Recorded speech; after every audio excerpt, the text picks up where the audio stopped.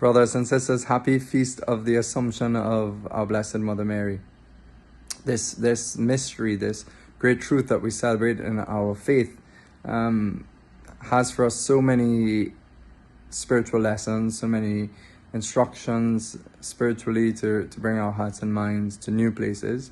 So let's meditate on a few things. First of all, what are we celebrating in this Feast of the Assumption? We're celebrating the fact that Mary's body and soul has gone to heaven. Her body's in heaven. But what's so specific about this? Well, we believe that sin has an effect on the body and has an effect to the point of the separation of the soul of the body at death, which is not something that was ever part of God's plan. But sin has this nasty effect on the body. And so Mary, who never had sin and who perfectly was united spiritually to God through her Son, perfectly united to the Holy Spirit, perfectly united to God, is spared or is not subject to the separation of her soul from her body at death. And so when she dies, she follows her Son like in death, but like her Son, she follows him in terms of her body being risen and brought to heaven immediately.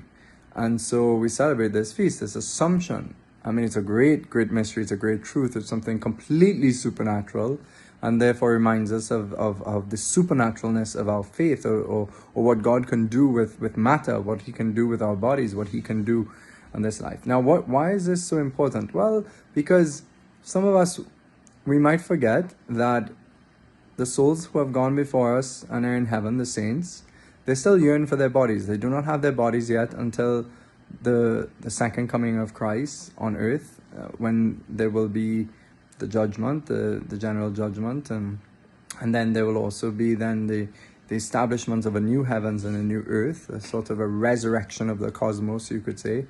And at this moment, we speak about the general resurrection of the dead, where the souls who've gone before, who have been yearning all this time for their body, will be united with their body. And so it's in this backdrop that we understand the importance of this feast. At this moment, in terms of our time here on earth, that the Church believes that only two bodies right now in heaven, two glorified bodies, two risen bodies. The body of Jesus, the risen Jesus, and his mother, Mary. Together their bodies are the temple of the presence of God in heaven, the Holy Spirit. And so the Sacred Heart and the Immaculate Heart. And so the other souls, the saints, they yearn for their bodies because the body and soul are meant to be one with each other. St. Thomas Aquinas would teach that the human person is not just the soul alone, and obviously not just the body, because the body without the soul is just matter. It's just a corpse. But the body with the soul make up the human person.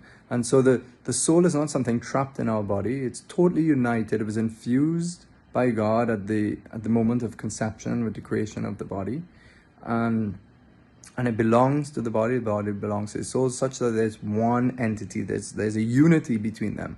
But because the soul is immaterial, it belongs to that immaterial life, it can survive materiality. Because materiality is subject to corruption and death, but immaterial things are not subject to corruption and death. They continue to exist for eternity.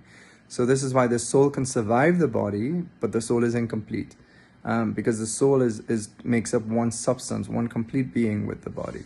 So in this light, Mary, this mystery is amazing, because Mary is the only one of our kind, because Jesus is our God-man, he's completely unique, but Mary is completely human, and so she's our nature's singular boast, in a sense that she is completely unique because one of our kind, her body is in heaven glorified. And so if we believe this, and this is a teaching of our faith, that it opens us the hope that we too can go to this place through Christ, obviously, but also the fact that our human bodies can get to heaven.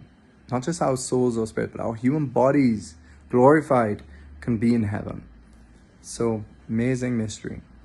And one of the great truths also of this mystery, this feast that we celebrate today, is really about heaven. It's a heavenly mystery. It's a mystery of a glorious mystery that allows us to focus our mind upwards. The opening prayer for morning prayer, and I believe in the Mass as well, it says, Almighty, ever-living God, you have taken the mother of your Son, the Immaculate Virgin Mary, body and soul into the glory where you dwell. So imagine that, into the glory where God dwells. So think of that. What about thinking about that? The glory of God where he dwells. And Mary's dwelling there bodily. This is the part that is also part of this great mystery. Keep our hearts set on heaven, so that with her we may share in your glory. So the mystery of the Assumption is a mystery that draws us upwards to think, to contemplate on heaven, to remind us of our journey's end. Our goal is to be in this light, dwelling with God in this unapproachable, inaccessible light. Only He knows how to bring us there.